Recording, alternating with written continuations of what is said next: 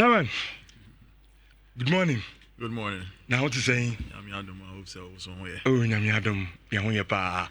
I tell you what, Chairman. Nana Nyantachi Okwa Bruchira. How supporters no ono. On a young chairman. Now you say Chairman, Niman Kuyimano. Go house no. Result in Kuyin. And the chairman or any chairman. Every day a young common so said he can't no. On the George. And bye. Joe. By microphone, mammy, na. Yendi ayen komo good morning. Na bibi aboko de. E am yase. Ye we ni manana. After football so name ko saying. Oh, me da sini akonya de mama. Me coach mu. Okay.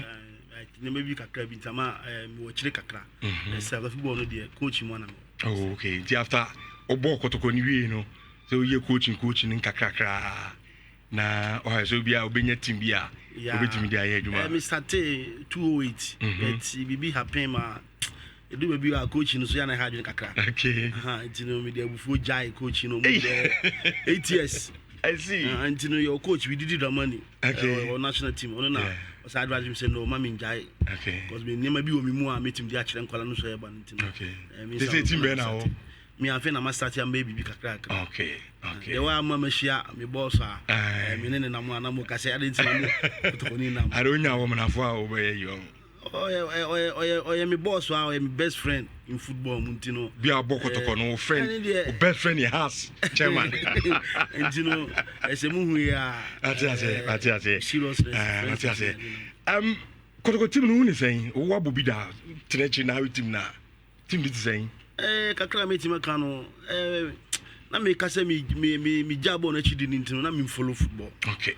but last season this season no ma hwe kotoko games kakra me hunu say say play wo mumu boys na bre sa me hunu na beba san so na who player no e bia na on wrestling anu nti na me hunu sa because nka wo nkanye bad but if omo finish game na omo ti call machi nti no said winter ba si kan me fi say no so ebeboa say omo mu tani no omo tima koso na omo push omo ho because kotoko no ebi ni ye time no na ye na always be an we training you bro nu kakra bro nu kakra you training because because supporters no omo dey answer omo hia so mba we ne omo hia bibia mfiri e say bi o yiro ho na mo udidi come on okay obi timi ogu obi ba be fa akura atna ne ka mu do akọ but one timi anwe dey also lusu ne bonus no it me dey place it no hia me pa players no say omo push omo it is common na here dey say a coach no who dey out nature who say a coach a player oh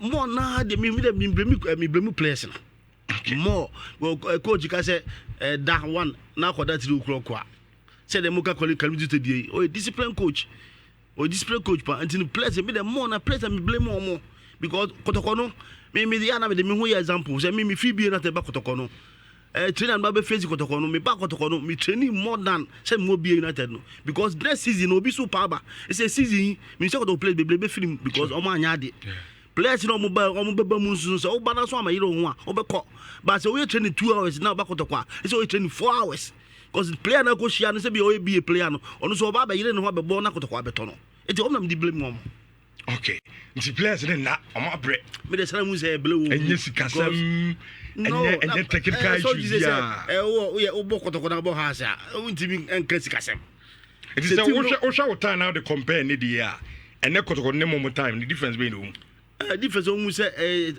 trainer na ye no eburu o mu dia no so go training say time to say be be we stadium stadium e be at 3 o'clock by 1 o'clock no who the whole team ni nyina no obi a nam kwa ho dumika ko stadium akotwen coach no for team training ya ntina ka mu na ya ntina bas ma na me fa me kan go training say me ko twen coach no da bi because team na oba be face no be 2 position as number 8 or as number 4 or number 2 etine so ma training course no it ya time no dey na training na we mu pa e be training 2 hours before answer e ko team training the coming of time personal wow coming of time crowd 201 no by me 1 o'clock na me the kind of kajetia because assessment 1 o'clock we are as a senior player because me pene mo bi me free position for next season etim fi se ni nyina no e ka ho say the ombe advice ni dia o fa so ka be bo o future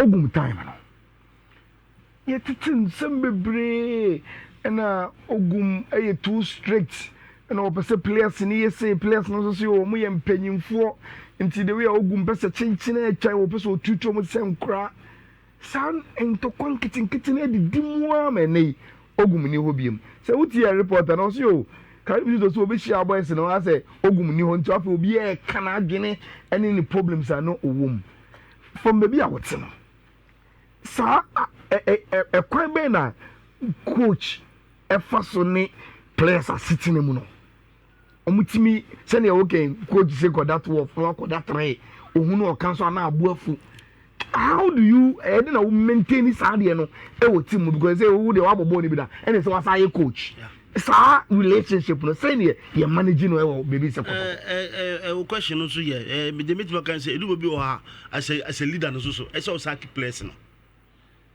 ogum no sɛ pro mi wɔ kora na etim yɛ 1-on-1 obi adwo ebi a mistake bi chia kora na me ma mistake bi kora na mesrɛ mu ha yɛ nyina ha no yɛn kan humum na team ntim megina ba sɛ bi a me as a coach so me de abufo efesi player no dia ɛne wabɛkyia eti na hia cycling say as a leader no omu ye adwuma ma wo as a coach no ana moreover no press na na 60% than the coach no ye ko match na me sometimes me ma ya bibi ko coach na kire me but the corner ko ye pe ye bo coach about a coach no a good coach eti you as a coach in there e so kokro mu kakra say ya o magire o mo team o mo ye adwuma no de ma fi se no so ba e be bo Joe afei young kwanum to the targeter coach by ye dia mani o wabobo ni bi da.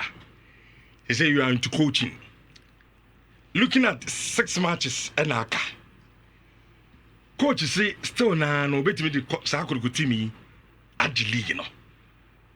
Yen kan kre achievable. Obetimi. Me metima ka say I want self confidence as a coach. Ohwe ne said o city na office bia obetimi agi league no. But me for me there me who say it's too late. But empabo na say ebo.